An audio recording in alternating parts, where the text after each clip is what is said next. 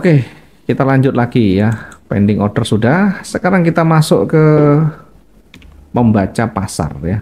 Membaca, kemudian kita nanti menentukan ya di mana kita nanti meresikukan dan di mana kita exitnya. Maka harus tahu cara entry dan cara exit namanya. Cara entry dan cara exit. Cara entry itu bagaimana entry dengan tingkat probabilitas yang tinggi. Yang kedua, cara exit itu cara kita keluar dari pasar saat market itu satu arah maupun berlawanan arah. Kalau satu arah dengan analisa kita namanya profit. Kalau berlawanan dengan arah analisa kita namanya minus atau rugi. Jadi profit dan minus ini harus tahu di mana exitnya.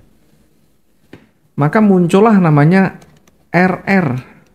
Ya, kalau kita baca banyak referensi akan ketemu dengan RR. Singkatannya adalah risk dan reward ratio. Perbandingan antara risiko dan dengan target profitnya. Ada yang menggunakan rasio 1 berbanding 1, ada yang 1 berbanding 2, ada yang 1 berbanding 3.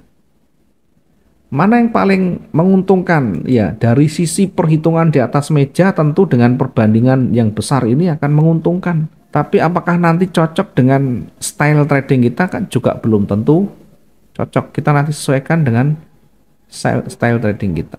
Bisa saja kita menggunakan 1 banding 1, 1 banding 2.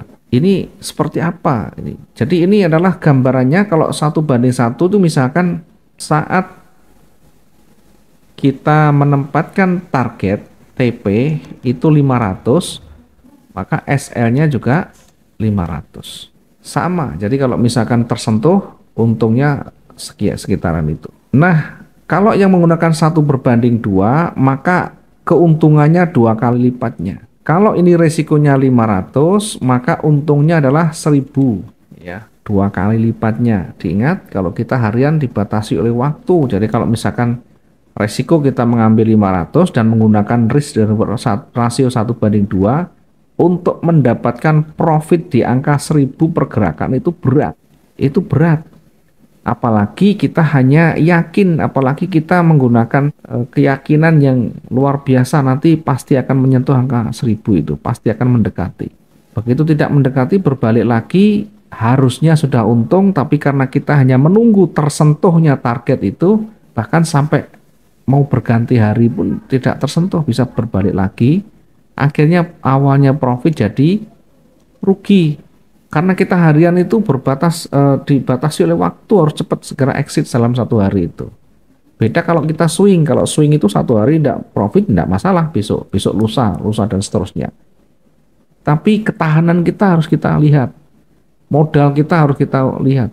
Tidak bisa ketahanan trading harian digunakan untuk trading jangka panjang atau swing. Nanti ketahanan kita tidak cukup, gitu ya. Jadi nanti silahkan nanti disesuaikan saja ya risk dan reward rasionya. Yang penting kalau saya antara resiko dan untung ya harusnya lebih besar yang untung, jangan sama. Kalau sama persis nanti akan berat ya. Setidaknya dinaikkan ya, walaupun tidak seluruhnya. Kalau saya biasanya 1 banding 1,5 ya, 1 berbanding 1,5. Misalnya resikonya 500. Risikonya jangan 500 terlalu tinggi ya. Misal risikonya 300, ini 600 misalkan. Targetnya 1,5 kalinya. Maka ini kita resikonya kita bisa gunakan berapa ini ya? 1,5 kalinya 302 kalinya 400, mungkin sekitar 400. Yang resikonya 400. Dari sisi keuntungan, ya tentu risk dan reward rasio lebih besar ya. Ini contoh saja. Jadi kalau saya kalikan 400 itu kalau dikali 1,5 itu 600 dan 1,5 kalinya. Kita bisa menempatkan SL di sini, kita bisa menempatkan TP-nya di sini, masih wajar. Antara 500 sampai 700 itu masih wajar sekali. Kalau nanti swing beda lagi, swing itu beda lagi ya. Swing itu kalau swing nanti akan lebih panjang lagi. Oke, ini untuk risk dan reward rasio kalau kita nanti menggunakan. Contohnya begini, kita boleh pakai itu, boleh pakai yang nanti menyesuaikan dengan kondisinya. Oke, kita coba gunakan misalnya risk dan reward rasio 1:2 atau 1:1,5 tadi ya. Contoh misalkan saya entry buy ya, biar gampang. Ini buy di sini. Buy di situ 0,1. Ya, saya targetkan 600 di atas. 600 berarti di sini ya, di 1933 kira-kira di sini. Tidak boleh kita hanya berpikir untungnya, resiko harus sudah kita siapkan ya. 600 sekian nih. Saya bisa tempatkan untuk resiko itu di situ. Misalkan di sini bukan rasio ya, ini target.